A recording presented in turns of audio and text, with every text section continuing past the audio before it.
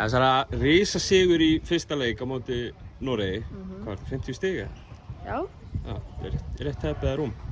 Kannski aðeins meira. Já. Hlýtur að vera gott að byrja mótið á svona leik.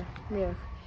Við fórum vel yfir leikinn og bara undirbúum okkur vel fyrir hann. Já. Rosa aggressívar alveg bara frá fyrstu mínútu og alveg hangið til í lokinni meðan þau eru ennþá að fleygja ykkur á bolta þrátt fyrir að vera 50 stigum yfir hérna þegar það eru 30 sekúndur eftir. Einmitt, við ætlum að byrja leikinn bara mjög gróft. Já. Þannig að þær yrðu þá hræddar Já. og bara halda áfram, bara ekki aldrei slaka á. Það heldur betur virkað í dag. Já. Hvað þú veist, nú er þetta, ég meina þið voru klárlega betri aðilinn hérna.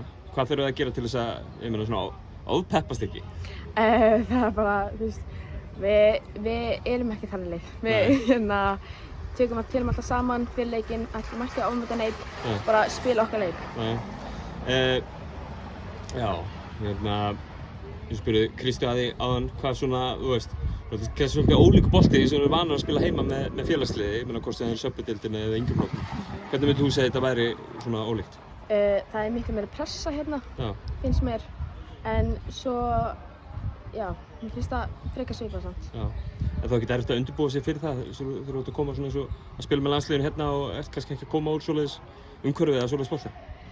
Sko, með æfingunum þá bara æfisetta, þú veist, við erum alltaf bara á fullu og þannig að, þú veist, leikun hérna, þá þess að við erum að öskra og bara alveg sæfingum. Nú þú komað upp úr U16 leiðinu, þetta er yngra árinu núna í U18.